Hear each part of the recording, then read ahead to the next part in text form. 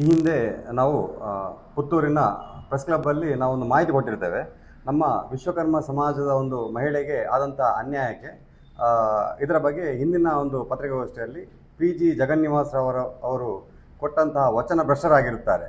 So ಅದರ ಬಗ್ಗೆ ಹಿಂದಿನ ಒಂದು ಪತ್ರಿಕಾಗೋಷ್ಠಿಯಲ್ಲಿ ನಾವು ಕೆಲವೊಂದು ಮಾಹಿತಿ ಕೊಟ್ಟಿರ್ತೇವೆ. ಏಕೆಂದರೆ ನಮ್ಮ ಸಮಾಜಕ್ಕೆ ಆದಂಥ ಒಂದು ಅನ್ಯಾಯಕ್ಕೆ ನಾವು ಈ ಕ್ಷೇತ್ರದಲ್ಲಿರುವಂಥ ಶ್ರೀ ಮಾಲಿಂಗೇಶ್ವರ ದೇವಸ್ಥಾನದಲ್ಲಿ ನಮ್ಮ ಸಮಾಜದವರೆಲ್ಲ ಸೇರಿಕೊಂಡು ದೇವರಲ್ಲಿ ಪ್ರಾರ್ಥನೆ ಮಾಡಬೇಕಂತ ಹೇಳುವಂಥ ಒಂದು ಮಾತನ್ನು ನಾವು ಹಿಂದಿನ ಪತ್ರಿಕಾಗೋಷ್ಠಿಯಲ್ಲಿ ನಾವು ಹೇಳಿದ್ದೇವೆ. ಆದರೆ ಮಾಧ್ಯಮ ಪ್ರತಿದಿನದಲ್ಲಿ ಹೇಳಿದ ನಂತರ ಹೊರಗಿನ ಒಂದು ಜಾಲತಾಣದಲ್ಲಿ ಈ ಒಂದು ವಿಚಾರ ಅಸ್ತವ್ಯಸ್ತವಾಗಿ ಹೋಗಿರ್ತದೆ. ಯಾಕೆಂದರೆ ನಾವು ಹೇಳುವಂಥದ್ದು ನಮ್ಮ ಈ ಸೀಮೆಯ ಒಂದು ದೇವರ ಒಂದು ಕ್ಷೇತ್ರದಲ್ಲಿ ನಮ್ಮ ಸಮಾಜದ ಒಂದು ಮಹಿಳೆಗೆ ಆದಂಥ ಒಂದು ಅನ್ಯಾಯಕ್ಕೆ ದೇವರಲ್ಲಿ ಪ್ರಾರ್ಥನೆ ಕೋರಿ ಅದಕ್ಕೊಂದು ನ್ಯಾಯ ಕೇಳುವಂಥ ಒಂದು ವ್ಯವಸ್ಥೆ ನಾವು ಕೇಳಿರ್ತೇವೆ.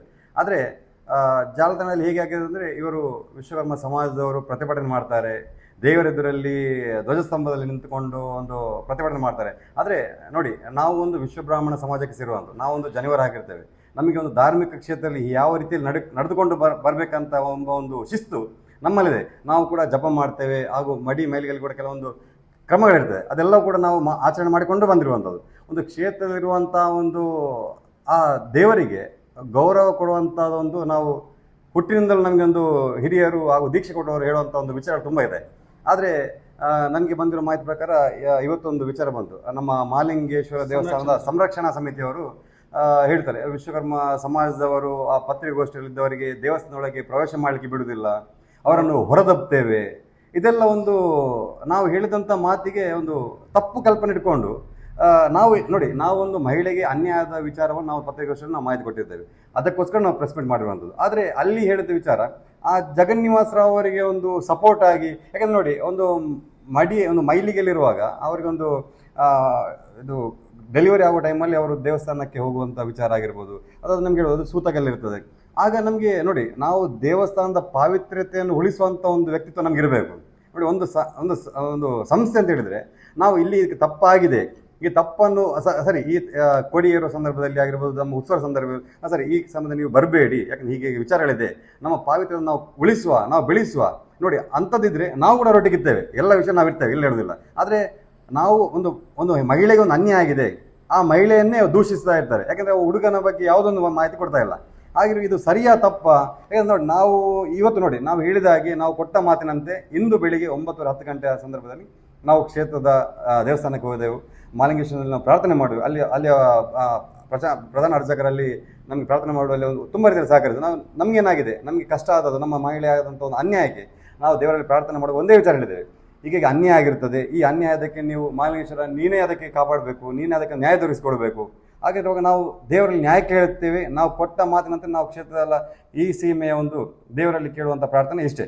ಆದರೆ ಇನ್ನೊಂದು ವಿಚಾರ, ಈ ಒಂದು ವಿಚಾರಕ್ಕೆ ನಿಮ್ಗೆ ಗೊತ್ತಿರುವ ಹಾಗೆ ಸಾಮಾಜಿಕ ಜಾಲತಾಣಗಳಲ್ಲಿ ಕೆಲವೊಂದು ಸೋಷಿಯಲ್ ಮೀಡಿಯಾ ಹೇಳ್ಬೋದು, ಇದರಲ್ಲಿ ಕೆಲವೊಂದೆಲ್ಲ ನಮ್ಮ ಹಿಂದೂ ಧರ್ಮದ ಬಗ್ಗೆ ಒಂದು ಅಪಚ್ಯುತಿ ಇರುವಂಥ ವಿಚಾರಗಳನ್ನು ಮಾತಾಡ್ತಾರೆ. ನೋಡಿ, ಹಿಂದೂ ಧಾರ್ಮಿಕ ವಿಚಾರಗಳು ನಮಗೆ ಗೊತ್ತಿರ್ತದೆ, ಅದು ಬೇರೆ ಧರ್ಮದಲ್ಲಿ ಆ ವಿಚಾರ ಗೊತ್ತಿರಲ್ಲ. ಹಾಗೆ ನೀವು ಮಾತಾಡುವಾಗ ಸ್ವಲ್ಪ ಆಲೋಚನೆ ಮಾಡಿಕೊಂಡು ಮಾತಾಡೋಣ. ನಾನು ಈ ಒಂದು ವಿಚಾರ ಹೇಳಲಿಕ್ಕೆ ಇಚ್ಛೆ ವಹಿಸ್ತೇನೆ. ಮತ್ತು ಇನ್ನೊಂದು ವಿಚಾರ, ಇಲ್ಲಿ ಆದಂಥ ವಿಚಾರ, ಕಾನೂನಲ್ಲಿ ಕೇಸ್ ಆಲ್ರೆಡಿ ಹೀಗಿದೆ, ಕಾನೂನಲ್ಲಿ ಈಗ ಅದಕ್ಕೆ ಕೋರ್ಟ್ ಬೇಕಾದ ಅಡ್ವೊಕೇಟಲ್ಲಿ ವ್ಯವಸ್ಥೆ ಆಗ್ತಾ ಉಂಟು. ಆದರೆ ಒಂದು ವಿಚಾರ, ಈ ಸೀಮೆಯಲ್ಲಿರುವಂಥ ಒಂದೇ ಕ್ಷೇತ್ರ ಶ್ರೀ ಮಾಲಿಂಗೇಶ್ವರ ದೇವಸ್ಥಾನ. ನಮ್ಮ ಸಮಾಜದವರು ಕೂಡ ಇಲ್ಲಿ ಹೆಚ್ಚಿನ ರೀತಿಯಲ್ಲಿ ಇಲ್ಲಿ ಸೇವೆ ಸಲ್ಲಿಸಿದ್ದಾರೆ. ಯಾಕಂದರೆ ನೋಡಿ, ನಮ್ಮ ಸಮಾಜದಲ್ಲಿ ಚಂದ ಕೆಲಸ ಆಗಿರ್ಬೋದು, ಮರದ ಕೆಲಸ, ಬೇರೆ ಬೇರೆ ಕೆಲಸ ಇದ್ದರೆ ಪ್ರತಿನಿತ್ಯ ದೇವರಲ್ಲಿ ಪ್ರಥಮವಾಗಿ ಪೂಜೆ, ಅಲ್ಲಿ ಪ್ರಾರ್ಥನೆ ಮಾಡಿ, ಅಲ್ಲಿ ದೇವಸ್ಥಾನದಲ್ಲಿ ಕೂತ್ಕೊಂಡು ಅಲ್ಲಿ ಕೆಲಸ ನೀವು ನೋಡ್ಬೋದು. ನಮ್ಮ ದೇವಸ್ಥಾನದಲ್ಲಿರುವಂಥ ಎಲ್ಲ ಕೆಲಸ ಕಾರ್ಯಗಳು ನಮ್ಮ ಸಮಾಜದವರು ತೊಡಗಿರ್ತಾರೆ, ಎಲ್ಲ ಕೆಲಸಕ್ಕೆ ಕೂಡ. ಆಗಿರುವಾಗ ಅಲ್ಲಿಯ ಒಂದು ವ್ಯವಸ್ಥೆಗೆ ಯಾವುದೇ ಒಂದು ತುಚಿ ಬರದಂತೆ ನಾವು ಇಷ್ಟರವರೆಗೆ ನಡೆದುಕೊಂಡಿದ್ದೇವೆ, ಮುಂದೆ ಕೂಡ ನಾವು ಅದೇ ರೀತಿಯಲ್ಲಿ ಇರ್ತೇವೆ. ಆದರೆ ಕೊನೆಗೆ ಹೇಳುವಂಥದ್ದು, ಈ ವಿಚಾರಕ್ಕೆ ಆ ಮಾಲಿಂಗೇಶ್ವರ ದೇವರೇ ಇದಕ್ಕೆ ನ್ಯಾಯ ಒದಗಿಸಿ ಕೊಡ್ತಾನೆ. ಮುಂದಿನ ದಿನಗಳಲ್ಲಿ ಈ ಕ್ಷೇತ್ರದಲ್ಲಿರುವಂಥ ಎಲ್ಲರಿಗೂ ಗೊತ್ತಾಗ್ತದೆ ಹೇಗೆ ಆಗಿದೆ, ತಪ್ಪು ಮಾಡಿದ್ರೆ ಏನು ಸಿಗ್ತದೆ ಅಂತ ಅವನೇ ನೋಡಿಕೊಡ್ತಾ ಅಂತ ಈ ಮಾತನ್ನು ನಾನು ಹೇಳಲಿಕ್ಕೆ ಇಷ್ಟಪಡ್ತದೆ. ಇವತ್ತು ಪ್ರಾರ್ಥನೆ ಮಾಡಿದ್ದೇವೆ, ಇವತ್ತು ಬೆಳಿಗ್ಗೆ 9:00 ನಾವು ಪ್ರಾರ್ಥನೆ ಮಾಡಿದ್ವಿ. ಮತ್ತು ಇನ್ನೊಂದು, ನಾವು ದೇವಸ್ಥಾನದಲ್ಲಿ ಪ್ರಾರ್ಥನೆ ಮಾಡ್ತಾ ಅಂತ ಹೇಳಿದ್ರೆ, ಆದರೆ ಯಾವ ಸಂದರ್ಭದಲ್ಲಿ ಇವತ್ತು ನಮಗೆ ಒಂದು ಟೈಮ್ ಸಿಕ್ಕಿದೆ. ಯಾಕಂದ್ರೆ ನಾಳೆ ಪ್ರಾರ್ಥನೆ ಮಾಡಲಿಕ್ಕೆ ಅವಕಾಶ ಇಲ್ಲ ಅಂತ ಒಂದು ಮಾಹಿತಿ ಬಂತು ನಾಳೆ ದಿವಸ. ಯಾಕಂದರೆ ಅಲ್ಲಿ ವ್ಯವಸ್ಥೆ ತುಂಬ ಇರ್ತದೆ, ಜನಗಳು ಸೇರ್ತಾರೆ, ಪ್ರಾರ್ಥನೆ ಮಾಡಲಿಕ್ಕೆ ಹೊತ್ತು ಇರೋದಿಲ್ಲ ಅಂತ ಹೇಳೋದಕ್ಕೆ ಇವತ್ತು ನಾವು ಹೋಗಿ 9:10 ಗಂಟೆಗೆ ಹೋಗಿ ಪ್ರಾರ್ಥನೆ ಮಾಡಿ ಬಂದಿರ್ತೇವೆ ಬೆಳಿಗ್ಗೆ. ಇಲ್ಲ, ಅವರು ಕೂಡ ನನಗೆ ನಾವು ಪ್ರೆಸ್ ಮೀಟಲ್ಲಿ ಬಂದ ವಿಷಯ, ನಾನು ಧ್ವಜಸ್ತಂಭದಲ್ಲಿ ನಿಂತುಕೊಂಡು ದೇವರಲ್ಲಿ ನಾನು ನ್ಯಾಯ ಕೇಳ್ತೇನೆ ಅಂತ ಹೇಳುವಂಥ ವಿಚಾರ ಬಂದಿದೆ. ಅದೇ ಹೇಳಿದೆ. ಅದು ಬಿಟ್ಟು ಪ್ರತಿಭಟನೆ ಎಂಬ ಶಬ್ದ ನಮ್ಮ ಸಂಸ್ಥೆಯಿಂದಾಗಲಿ ಮಹಿಳೆಯಿಂದಾಗಿ ಯಾವುದೇ ಪ್ರತಿಭಟನೆ ಅಂತ ನಾವು ಹೇಳಿಲ್ಲ. ಅದು ಸಾಮಾಜಿಕ ಜಾಲತಾಣ ಹೊರಗಿಂದ ಹೋಗುವಾಗ ಅದೊಂದು ಅದರ ಮೇಲೆ ಒಂದು ರೆಕ್ಕೆ ಪುಕ್ಕ ಎಲ್ಲ ಸೇರಿಕೊಂಡು ಬೇರೆ ಬೇರೆ ವಿಚಾರಗಳು ಬರ್ತಾ ಉಂಟು.